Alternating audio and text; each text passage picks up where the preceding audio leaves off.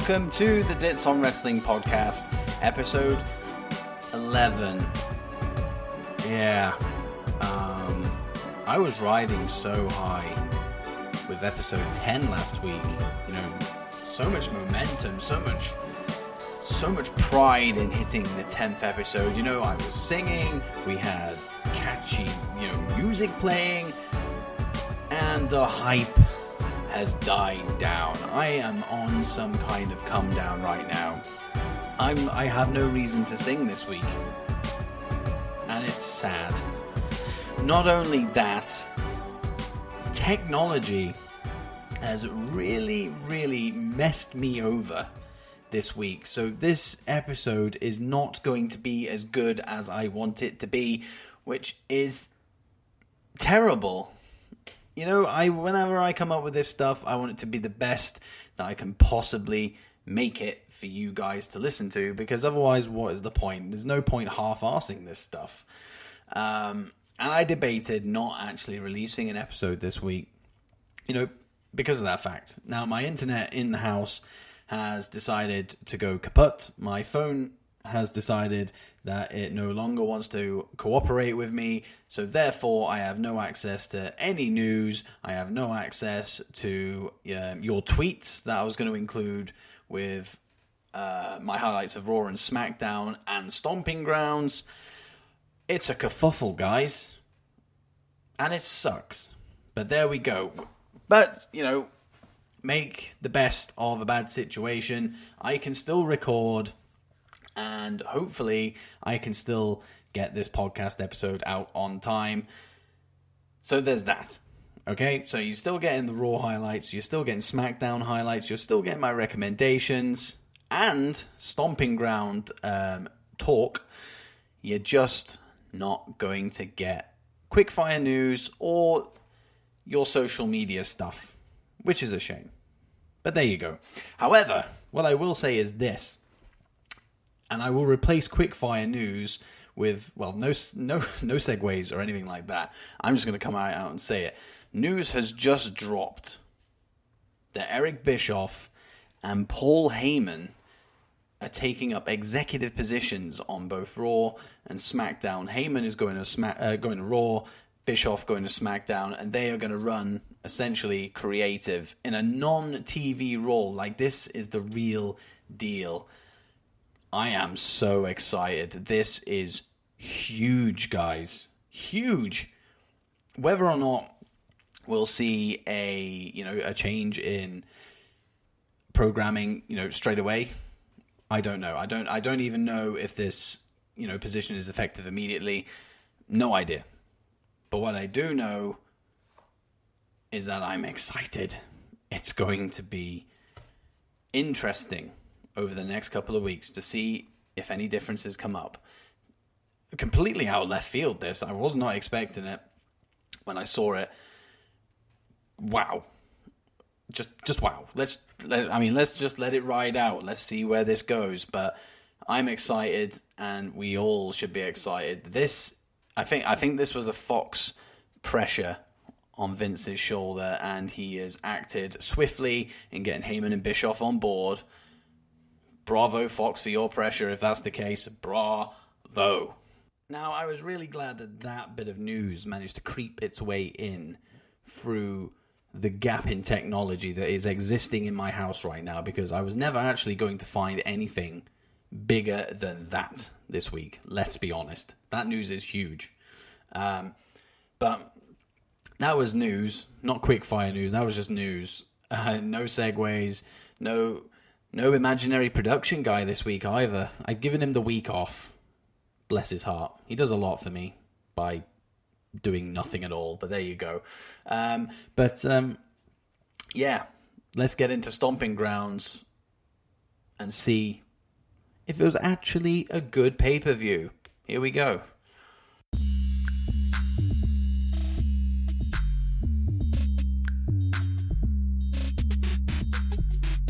Nobody was really willing to give Stomping Grounds a chance.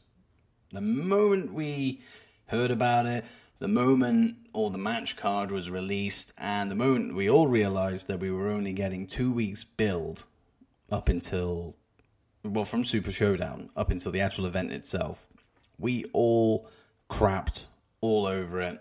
Expectations were low. And yet we had a fun, good pay-per-view, which was incredibly surprising. I didn't expect it to be like that. I'm sure many of you didn't expect it to be like that. Much in the same way that nobody really expected Raw or Smackdown to pick up like they have for the last couple of weeks. So we're in a little bit of a mini resurgence right now. Now, usually with pay-per-views, I will, do a little segue and I'll talk about all the highlights. I'm not going to do that today. I'm just going to glaze over Stomping Grounds, not because I didn't enjoy it, because, I did. I fell asleep at the end or towards the back end of Stomping Grounds. So the moment, what match was it? I think it was Bliss Bayley, like towards the end of that match. I started to fade away because, UK fan problems. It's not good being awake at, I think it was 2:30 in the morning at this point. When you have work the next day and you've had a busy weekend, it's not good. So, yeah, my body shut down on me. So I missed Ziggler and Kofi, and then I missed the main event as well. I actually woke up with Lacey Evans in the ring as the special guest referee, and I thought I was dreaming, but it turns out it was an absolute reality. But I was quite happy with that. That booking of it, and it enhanced the story. So we had that. But for the Stomping Grounds that I was awake for, I really enjoyed it. The New Day, Kevin Owens and Sammy match, I thought was really good. It just seemed to be constant action in that match, and the right people won. Sammy and KO needed that win more than the New Day. Like, they have been treated like absolute idiots since they both came back from injury, for the most part. And it was just relief, I think, more than anything is what came out of that match. Then we had Ricochet versus Samoa Joe, which was as good as I hoped it would be.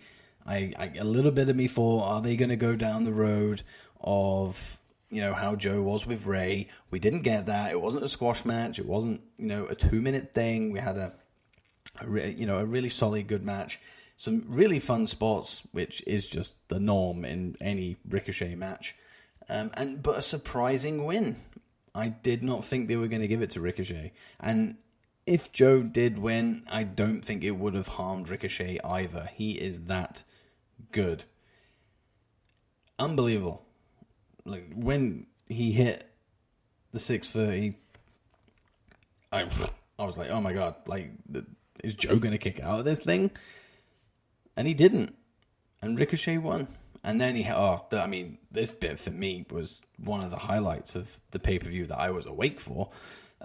His embrace with Triple H backstage. Now, as an NXT mark, that one hit me in the feels. I like that bit.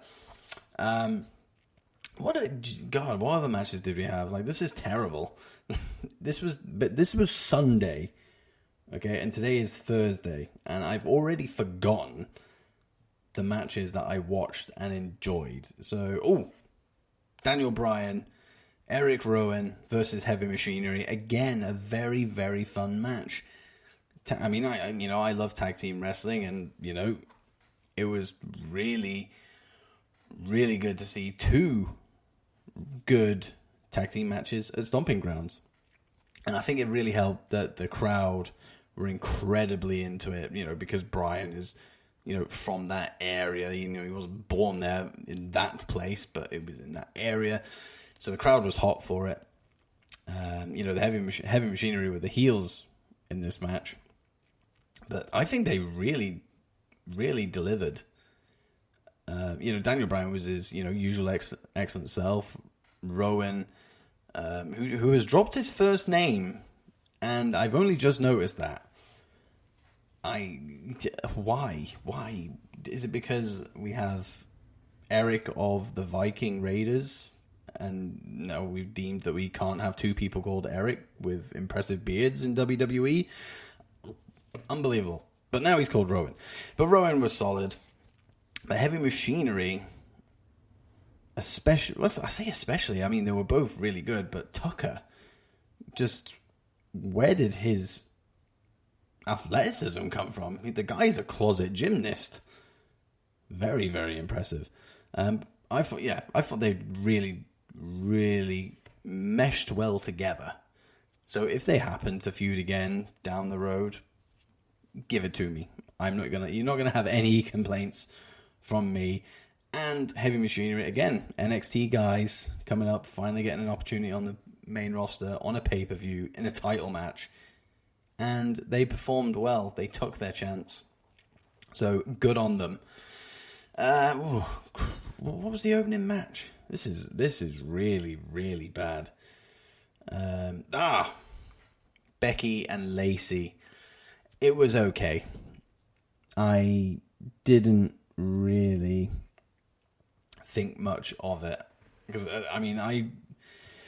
I sat down to watch Stomping Grounds just as the bell rung, so I didn't get that nice little build up you get at the start of the pay-per-view where you're just like, right, here we go, got a pay-per-view to watch. It doesn't matter what company it is, you just sat down, you're ready for it.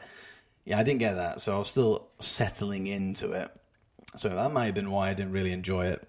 I mean, it was okay, but there were botches in there. Not that always takes away from the enjoyment of a match, but there were some botches, and I don't know. What I will say is it was better than their match at Money in the Bank, so there is that. It was okay. It fed into what was a good pay-per-view for me up until the point that I fell asleep.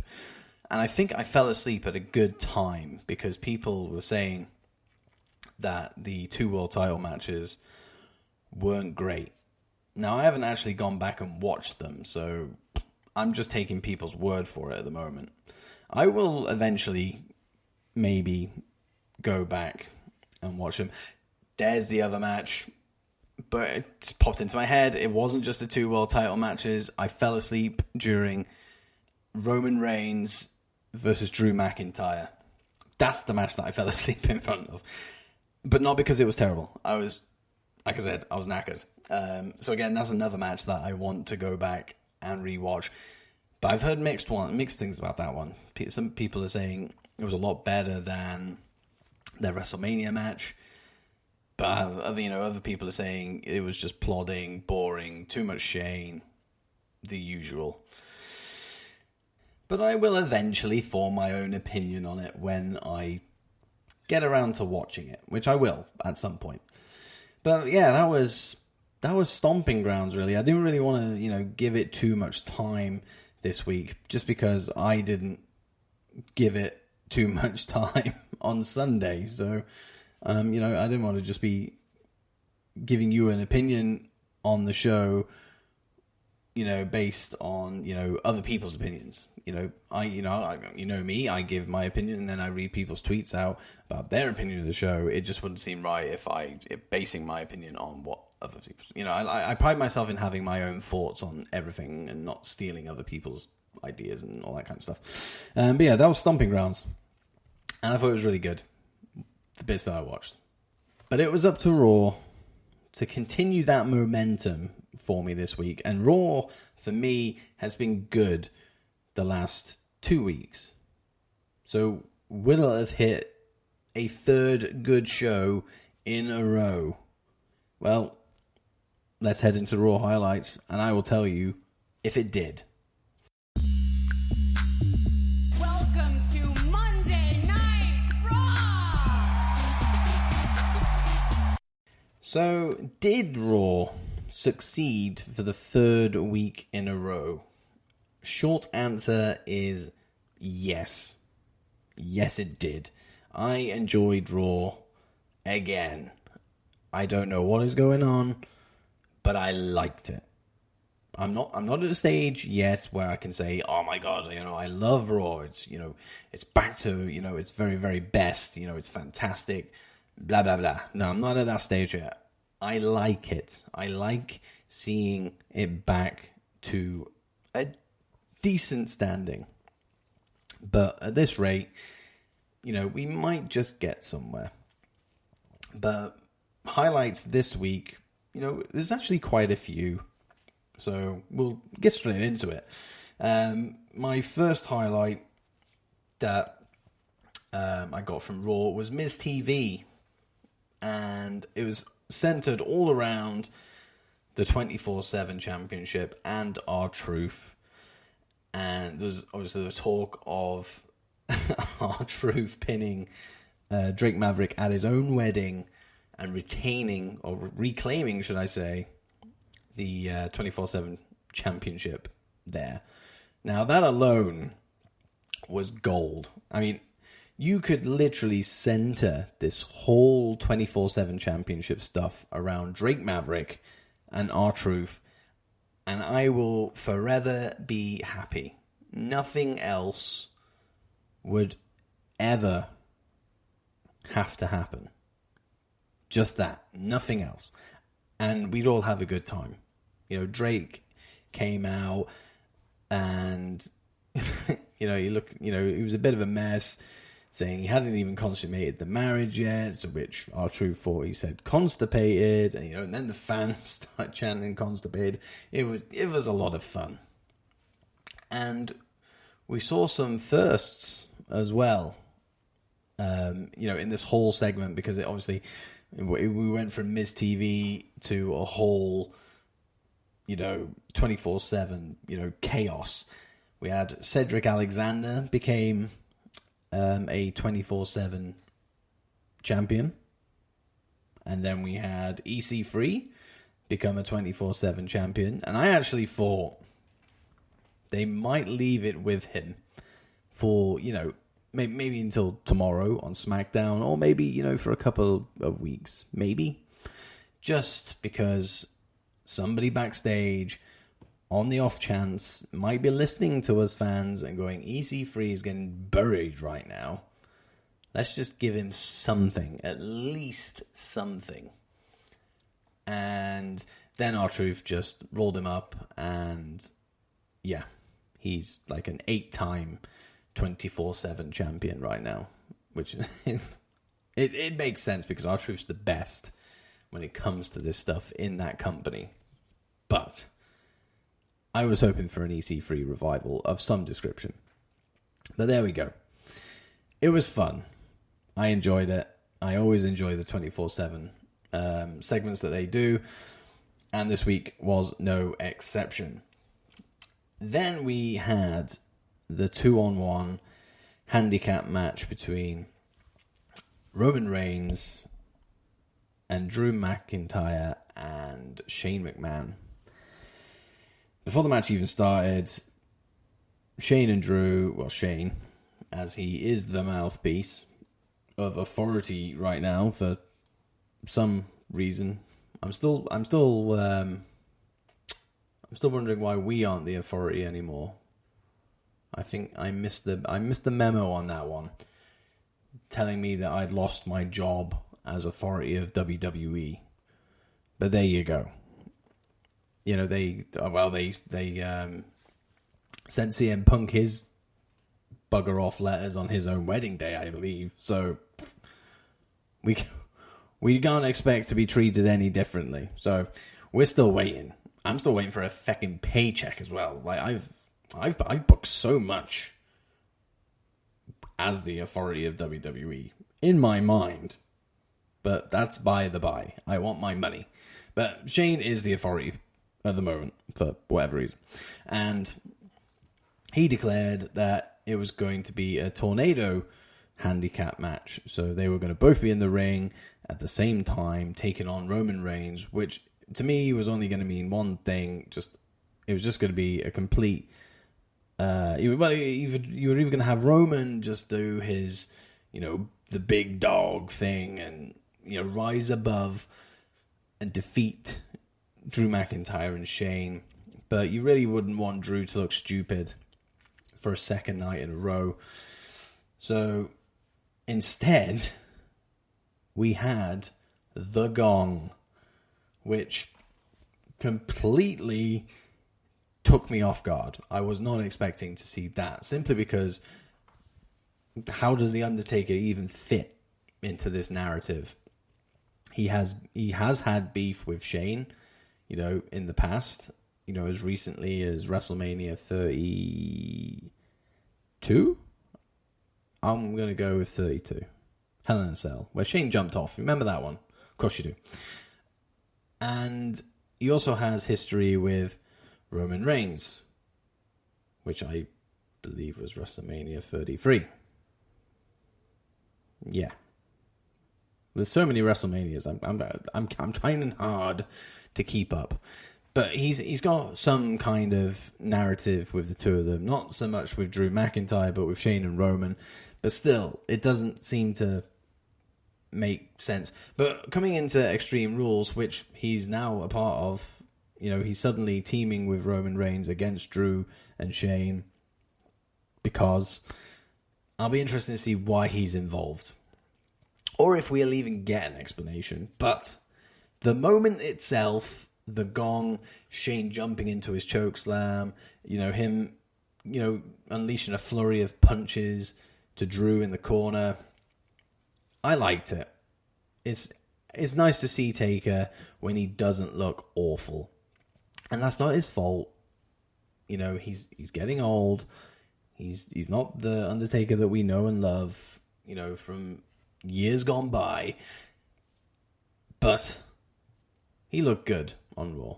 Let's just admit he looked good on Raw. So yeah, it was a highlight for me. Just more because it was unexpected. But the added bonus was he didn't get jackhammered on his head or struggle to do a choke slam or any of that kind of stuff. So that's a bonus. Kofi and Kevin Owens, Sami Zayn, the whole thing, the promo when Kofi came out, then the impromptu Sami and Kevin show, and then the two matches. The whole thing I really enjoyed. And to be honest, anything with Kevin and Sami for me is just gold, especially the way Sami is at the moment. I mean, Kevin Owens is Kevin Owens, I'm never not going to like the guy.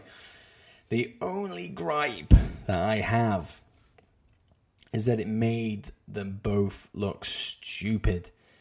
Not only did Kofi beat Sami, he then beat Owens by count out he did hit an SOS on the steel ramp and then just make it into the ring to make the count out victory.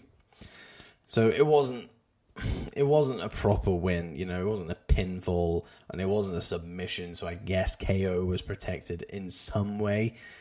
But even after that, when they went to attack him, Kofi came out on top again, which made them look stupid. And I'm not a fan of that. It makes me sad.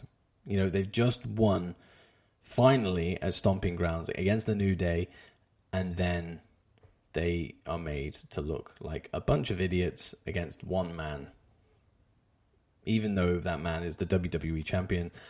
But that is by the by. However, at the end of this segment, which didn't involve Kevin Owens or Sami, we now have the involvement of Samoa Joe in...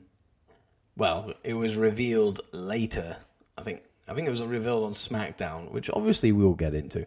But it's going to be Joe versus Kofi at Extreme Rules for the WWE Championship. Give it to me. I am more than up for this match. And it all started just because Joe came out and attacked Kofi. So he's a little pissed that he lost his US title. And now, obviously, we don't have the rematch clauses anymore. And it's stuff like this where that clause is, or the lack of clause, is great, because we could have seen Ricochet and Joe feud for another 2 or 3 months, and then that's when we start to go, yeah, this is too much. He says while Baron Corbin faces Seth Rollins for what seems like the 9th pay-per-view in a row. But we could have seen that. But because it's not there anymore, he can just move on to another feud and excel at something else. And excel he has. That when he came out to attack Kofi, it was great. Loved it. Anything Joe does is gold. And I don't think he's going to win at Extreme Rules, but it's going to be a fun match. It's going to be a good match. But you never know. They might surprise us. They may surprise us. Finally, my last highlight of Monday Night Raw was the main event. Ricochet, AJ Styles. Would it have been a terrible match? God, no. It was always going to be good, wasn't it? It's freaking Ricochet. Ricochet? It's freaking Ricochet. Complete with incredibly annoying Ricochet sounds in his entrance versus AJ Styles. It was always going to be good. I did worry when Anderson and Gallows came down. I thought, here we go. Shenanigans abound. Oh, an AJ heel turn. We didn't get that. They got sent back. Used as a tool for this new commercial thing that they've got going on where they don't want wrestling during the commercials, so they come up with a number of excuses to avoid it. So AJ arguing with them during the whole commercial break. Then when they came back, we got back into the match again. And I mean, I'll get into that in a minute. But the actual match itself was a lot of fun. Initially, I couldn't get into it for the first minute and a half. But the moment we had a big move, that was it. Off to the races. Really, really enjoyed it.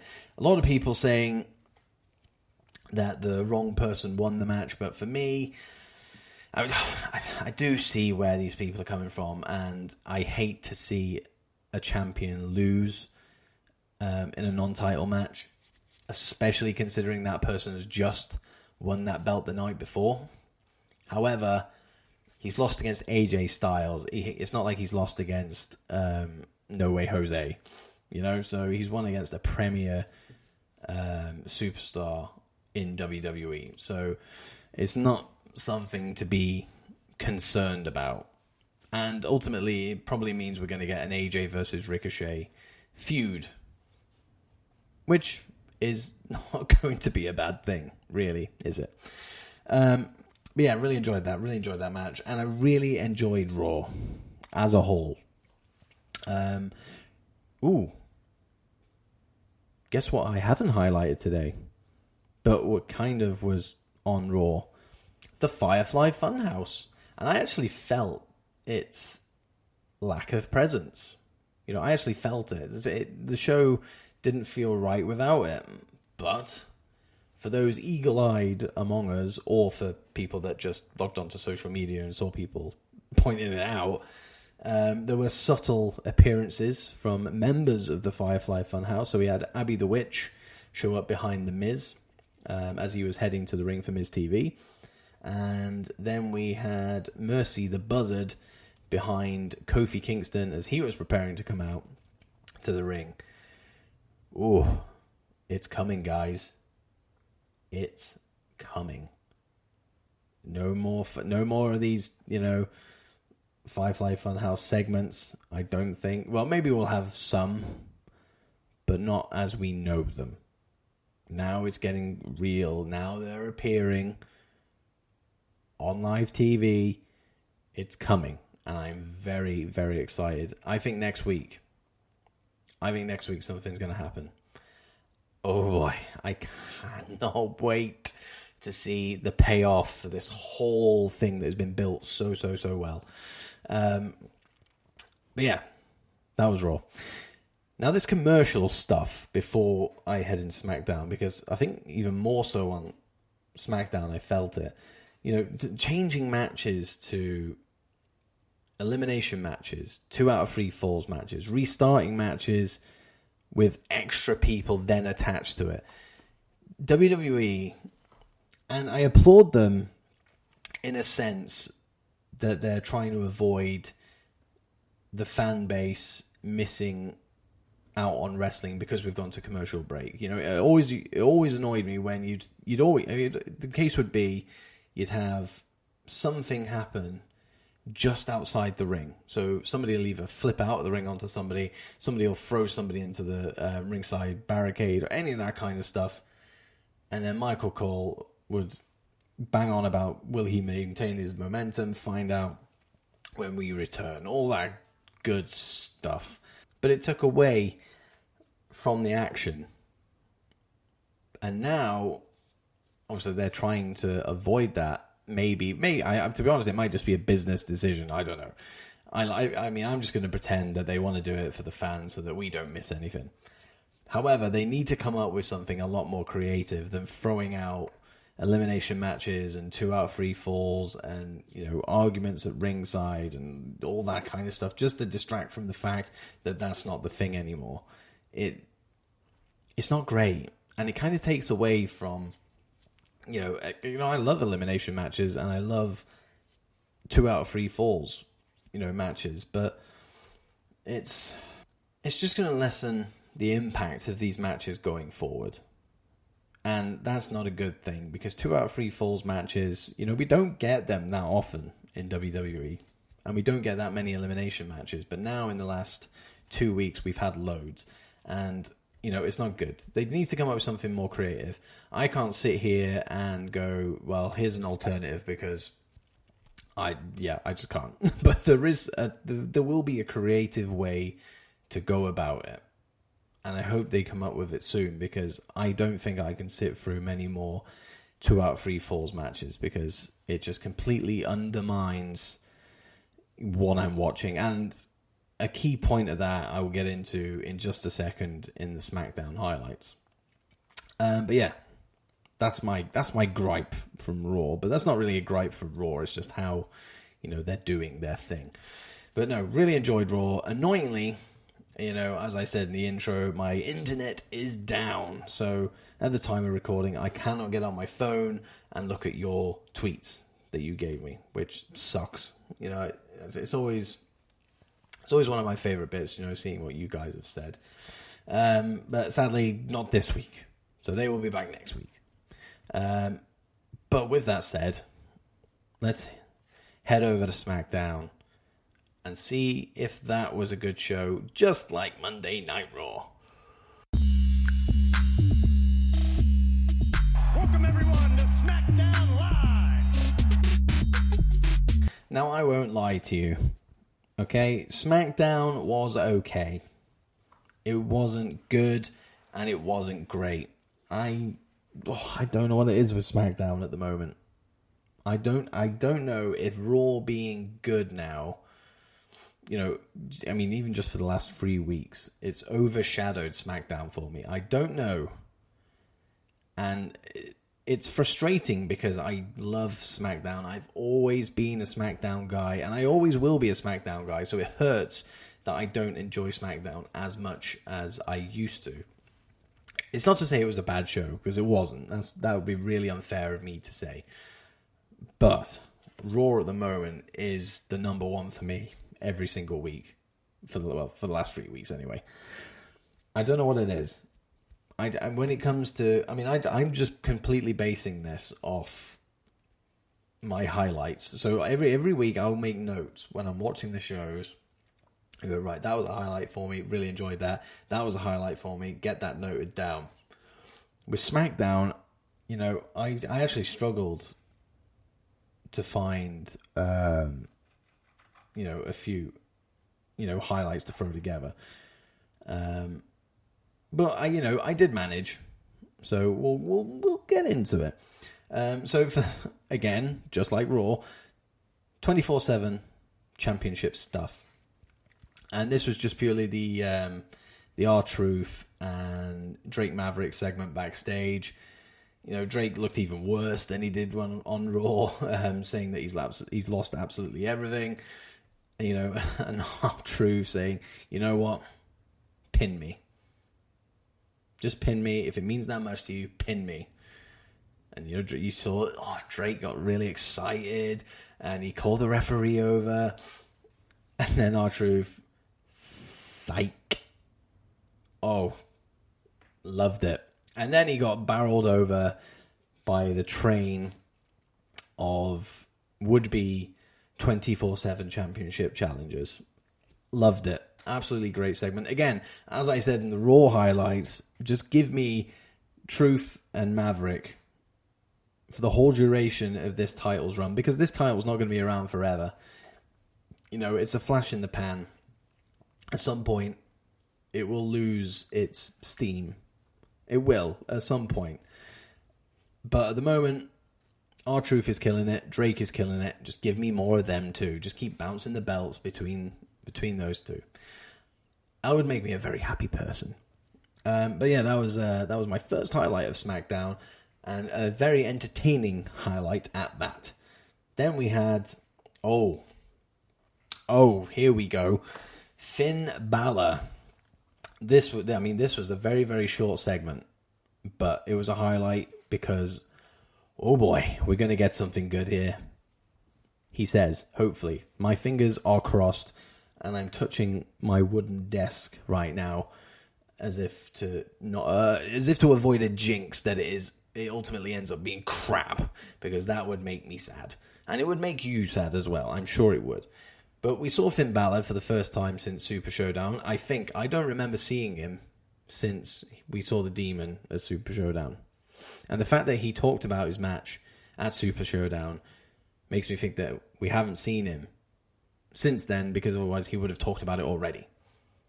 If that makes sense. That's what I'm just basing it on. I feel like I haven't seen Finn Balor on my TV for a while, and that sucks. So that alone is a highlight, the fact that I've seen him. And see him with the Intercontinental Championship on his shoulder as well. He's looking for a new challenger. Who's it going to be? All of a sudden, somebody catches his eye, and in comes Shinsuke Nakamura, who we also haven't seen for such a long time. And him coming into this not only means he's no longer with Rusev, I'd imagine, which is, that was a little fun pairing for what it was, but ultimately I will pass on it. But number 2, we're getting Shinsuke Nakamura versus Finn Balor. Hello? That's going to be money. Absolute money. And I'd imagine it's going to happen at Extreme Rules, and I imagine I'm going to come out of that very happy. But we will see.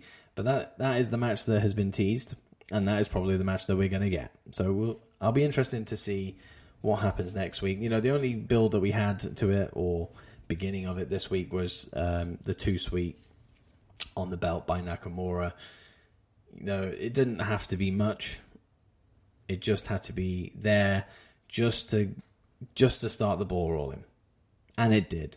And I can't wait for that ball to pick up some momentum and start speeding down the hill. Give me more of that. Give me Finn Balor versus Shinsuke Nakamura, and make it good. Please. For the love of God, make it good. Then we had another backstage segment as well. So another short one. Now, I've not really enjoyed Aleister Black in the room backstage, or wherever it is. It's just dark and gloomy. It could be anywhere. I've not really enjoyed Black on the main roster, after he split from Ricochet after the Superstar Shakeup. He's not been the Black that I remember from NXT, which is a shame, because I absolutely adored Aleister Black in NXT. My God, what a wrestler, what a character he had down there. And now he's just reserved to, asking people to knock on his door and pick a fight with him, even though he's more than capable of leaving that room and going out and picking a fight with anybody he wants. All he has to do is kick them in the head. There you go. You started a fight. Go off and do it. Why are you whinging? Why are you moaning? Why are you being so cryptic? You're not Bray Wyatt. Just go out there and kick somebody in the head. Please. Don't just sit there and yabber on about useless nonsense that I don't even understand. It was a terrible use of Aleister Black for me. I appreciate the build. And, you know, the lengthy build at that. I appreciate that. I appreciate they're trying to put something together. But I haven't enjoyed it. Until this week. Not only did I think the promo that he did was good, we actually finally got a knock on the door. And when that knock came, first I thought, oh my God, he's going to do... it's going to be the whole, I wanted you to do this all along, and now all of a sudden he's scared. He's scared because someone's finally knocked on the door, and it looked like that was going to be the case, but it wasn't. He did his little evil little smirk at the end of it. Oh, like that. That was great. I really, really enjoyed that segment, and I hope. I mean, the rumors are it's going to be Cesaro versus Aleister Black. Wow, that is something that would be great, absolutely great. So if it is that, then hands in the air and waving that you just don't care. Let's just get straight into that. I'm gonna eat that up. I'm just gonna eat that up. It could, to be honest, it could be anybody. It could be Cesaro. It could be anybody else. I don't really care at this point. I'm just glad that somebody knocked on that feckin' door, because it means we're going to have an end to these promos. Despite the fact that this week's was good, we're going to get to see an end to it. And we're going to finally see Black back in the ring again, where he belongs. He's so good in the ring. Don't waste it. So yeah, that was a highlight. What else did we have? Oh, and then... Yeah, see, this is it. That they are my SmackDown highlights, apart from the main event itself. Kofi versus Dolph Ziggler. Better than anything they've done in their feud so far, and it was on TV. Better than Super Showdown. Better than Stomping Grounds, because, yeah. But I really, really, really enjoyed it, and this is what we should have got straight away. I mean, it's gonna be the end of the feud now, I'd imagine. I don't know what Ziggler's going to go off and do, but I'd like to think that this is the end of it. In fact, I actually thought Ziggler was going to win this thing. It was non-title, and WWE aren't afraid to have champions lose. Yeah, I thought this was going to be the end, but it wasn't. And Kofi won, and Ziggler was not added to the Extreme Rules match with Samoa Joe. This is where my gripe comes in. The actual match itself was great, and that's why it's a highlight. But here is my gripe with the 2 out of 3 falls stuff that they keep throwing out there. You look at how really well booked Kofi has been, not since just winning the championship. In fact, he hasn't lost a match since winning the championship. But even before that, his booking has been very, very, very strong.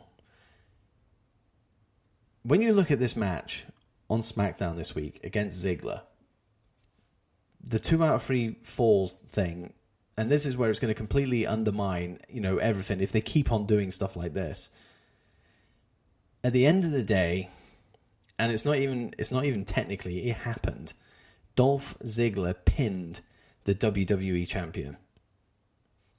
It obviously didn't mean he won the match, but he picked up a fall. He pinned the WWE champion 1, 2, 3. And Kofi is somebody that hasn't suffered a 1, 2, 3 or a submission since winning that title.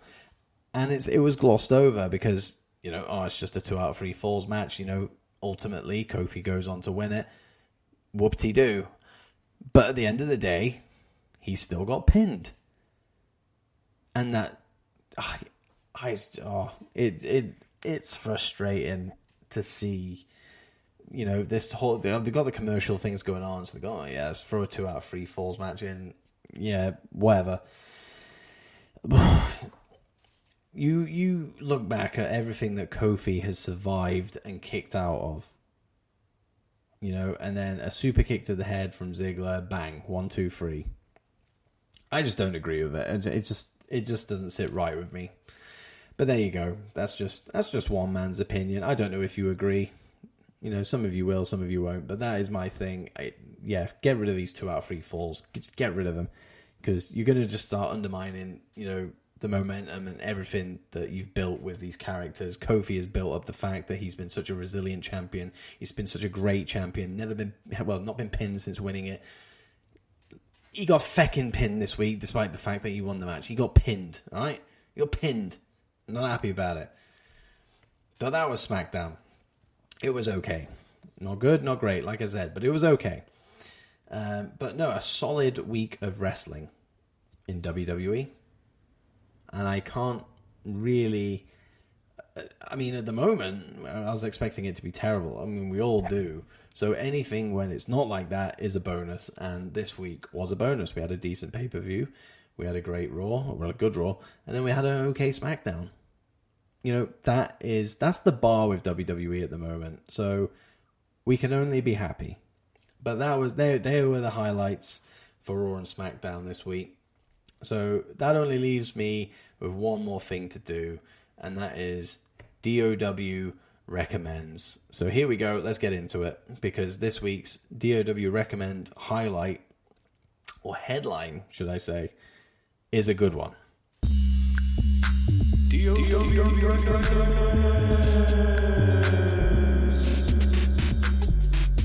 So, this week's headliner came out of nowhere.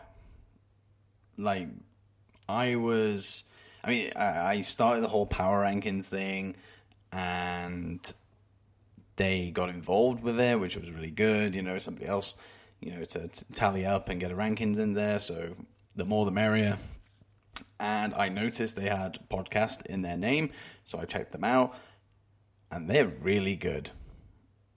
And, you know, I'm not just saying that, you know, to get credit from them or whatever. You guys know me by now that this is completely, you know, to, you know, expand your social media experiences, expand your, you know, podcast libraries, all that kind of stuff. So I'm talking about the GetCho Podcast, the GetCho Wrestling Podcast. 4 guys, each one hilarious. And there's something about multi-person podcasts that obviously I can't achieve because I'm sat on my own like a Billy No Mates.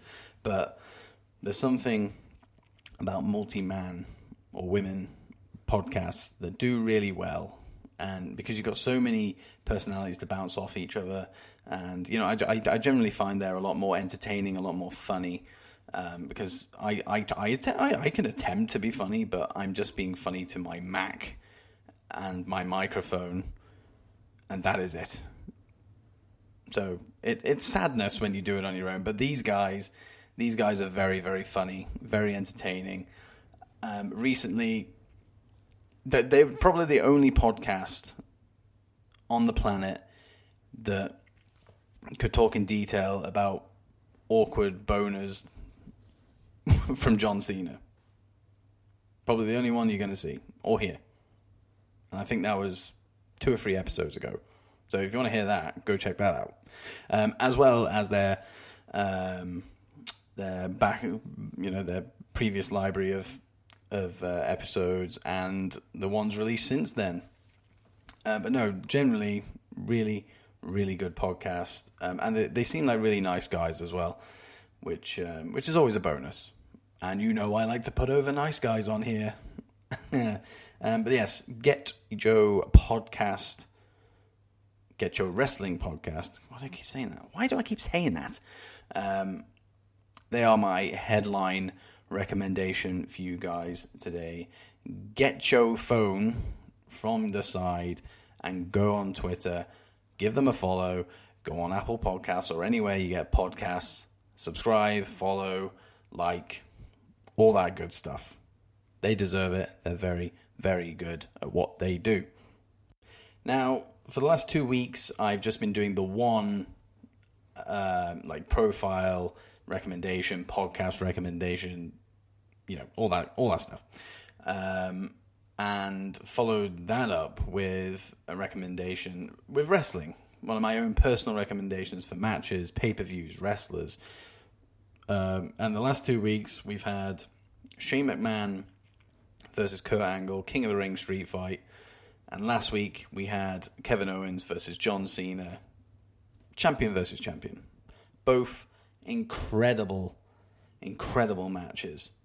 And this week, I just happened to watch one of the most heartwarming, one of the most just completely uplifting moments in wrestling history, as far as I'm concerned. And I'm sure there's going to be many people who agree with me on this one. I happened to watch Eddie Guerrero. So straight away, that name alone will fill you with happiness straight down to your core. Just thinking about all the good stuff that Eddie used to do for us. Eddie Guerrero versus Brock Lesnar, No Way Out, where Eddie won the title. Just that little sentence alone is a recommendation just there. You know, that is enough for you guys to go and check that out.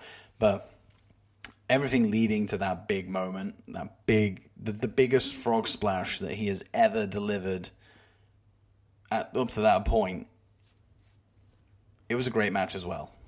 You know, unfortunately, it had Goldberg in it, but we'll let that one slip. But the actual match itself was really good. And when you look recently at what Brock's done with, you know, guys like AJ, Balor, Daniel Bryan, this was an early indication that he works incredibly well with smaller guys. And obviously Eddie Guerrero was a smaller guy, an underdog. And I think Brock's best work is with these guys. And Eddie Guerrero was no exception. These such great chemistry together in the ring.